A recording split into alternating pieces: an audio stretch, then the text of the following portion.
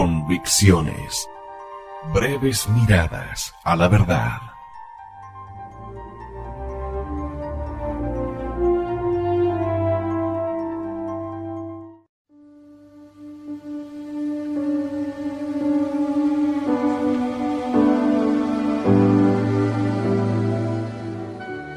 Espíritu cristero.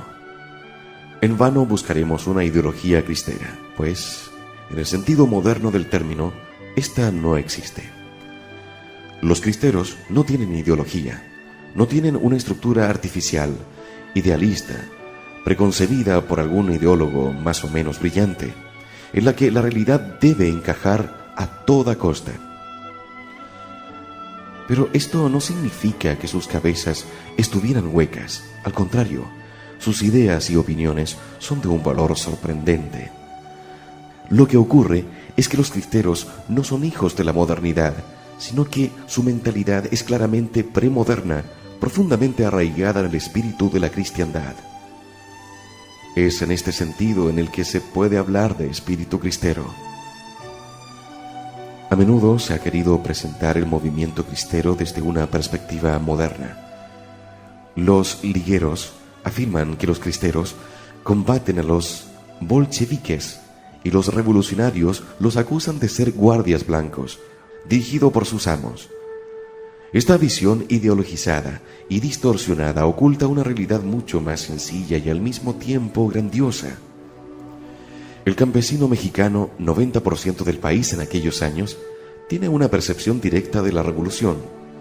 Los soldados llegan, cierran la iglesia, detienen al sacerdote, fusilan a los que protestan, ahorcan a su prisionero, incendian la iglesia y violan a las mujeres del pueblo descontento. Estos campesinos, que aman a su pueblo, a su iglesia y a su sacerdote, se levantan en armas de manera espontánea. A diferencia de otras rebeliones campesinas, es un movimiento sin jefe, con una mínima coordinación.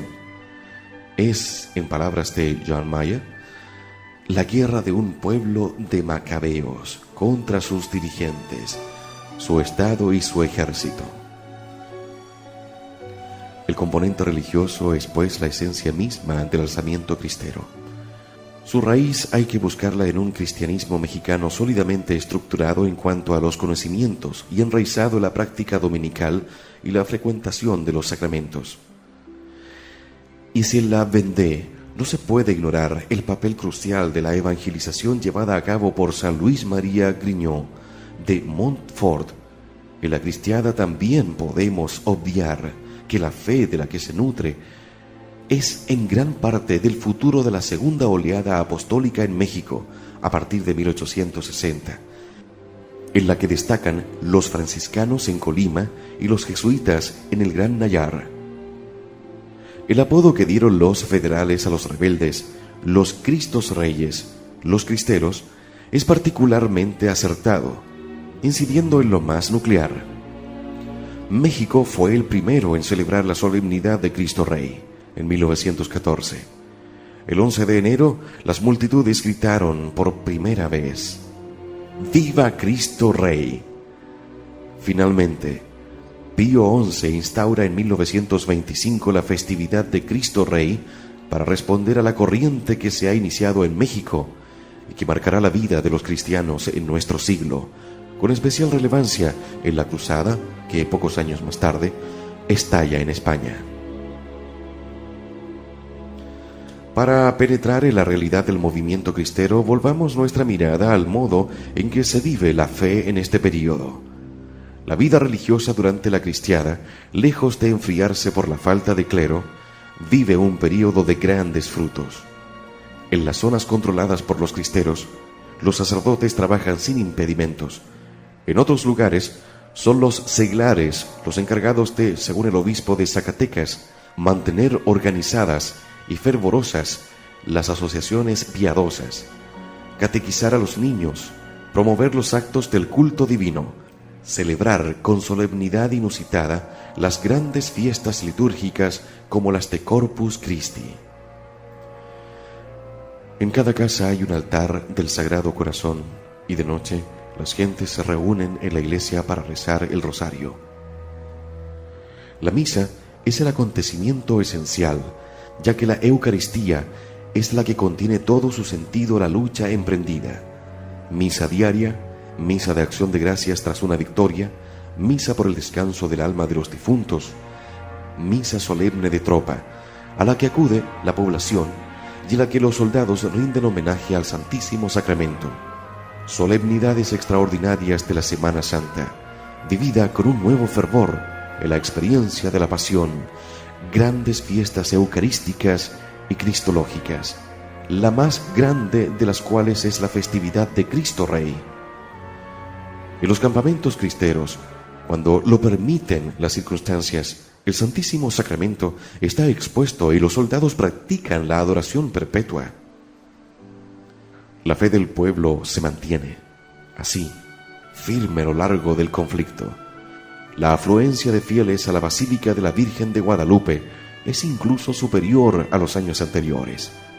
En palabras de un cronista de la época, la procesión sin curas, sin santos, sin obispos, sin cirios, era sencillamente formidable.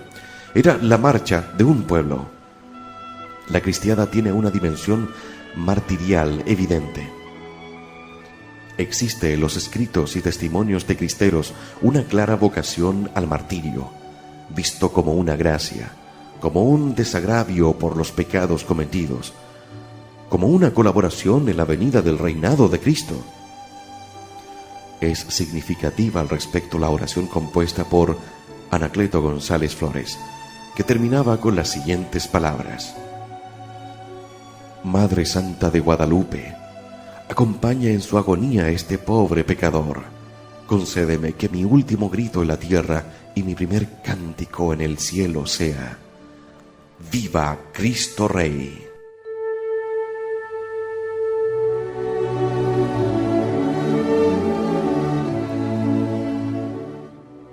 Querer ignorar la dimensión esencialmente religiosa de la cristiada supone, pues, un esfuerzo de ceguera voluntaria, como también supone ceguera al achacar la conducta de los cristeros a su ignorancia.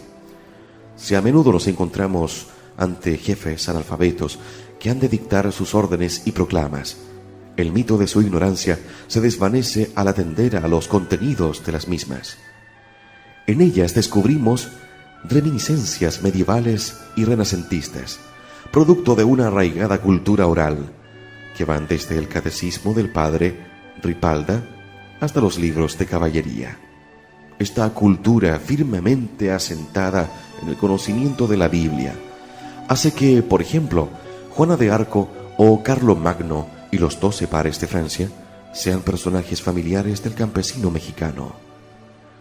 La lectura en voz alta por quien sabe leer y las representaciones teatrales son los vehículos de este saber. La figura del campesino ignorante y fanático se desvanece, apareciendo en su lugar la imagen de un hombre sencillo, de fe profunda y sorprendente cultura. Aurelio Acevedo, otro jefe cristero, afirma: me siento orgulloso de ser ranchero porque este es siempre exento de politiquerías, triquiñuelas y bajezas de los ciudadanos.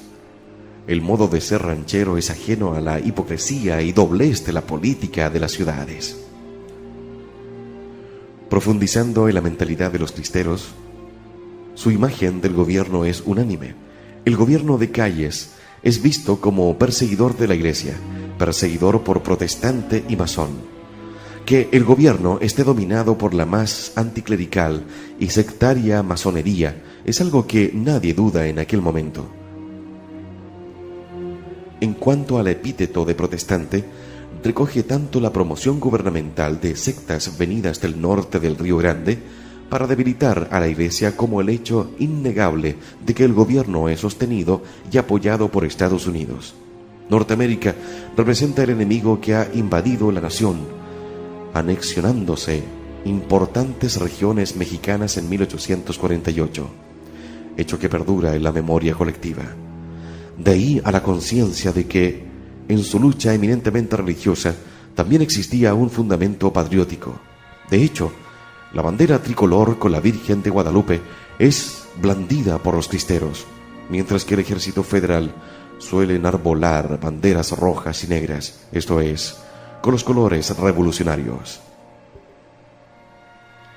En cuanto a la relación de los cristeros con otras rebeliones campesinas, creemos haber destacado suficientemente su singularidad. En cualquier caso, campesinos que han estado a las órdenes de jefes revolucionarios y que llevan muchos años desmovilizados vuelven a tomar las armas, esta vez no por tierras, sino por algo mejor, por el cristianismo. Según el ingente trabajo de campo realizado por el historiador Jan Meyer, una gran mayoría de los cristeros opinan que Zapata fue un amigo del campesino y que, de haber vivido, hubiera sido cristero. La opinión respecto a Villa es similar, aunque hay unos pocos que creen que fue un gran bandido. Es lógico, ellos eran también líderes campesinos y compartían la fe de los cristeros. Otro aspecto a considerar es el de la relación de los cristeros con el sinarquismo, presentado por algunos como la continuación del movimiento cristero, visto como una guardia blanca comandada por los obispos y sus ricos secuaces. A este respecto, se constata un hecho. Los antiguos cristeros no pasaron a ser sinarquistas 10 años más tarde. De hecho, manifiestan una gran aversión por este movimiento originado entre las clases medias. Aurelio Acevedo llega a afirmar, expresando la opinión de la mayoría, que este movimiento fue inventado con el propósito expreso de acabar con el espíritu cristero. Independientemente de la exactitud de esta tesis, parece claro que el sinarquismo es un movimiento ideológico nacido de la modernidad, mientras que el movimiento cristero es una reacción popular premoderna que se nutre de la religiosidad que se vive en lo que podríamos llamar los últimos restos de la cristiandad. Movimiento religioso en su esencia, el movimiento cristero fue también patriótico. Sus tres amores, su Dios, su patria, su hogar, guardan un significativo paralelismo con otros movimientos de resistencia a la modernidad anticristiana. Frente al asombro por la importancia de la insurrección, se han dado muchas excusas: ignorancia, fanatismo, alineación de los campesinos, etc. Al no poder integrarlos ideológicamente, el historiador de la Revolución Mexicana ha optado por silenciarlos, llegando a negar la evidencia.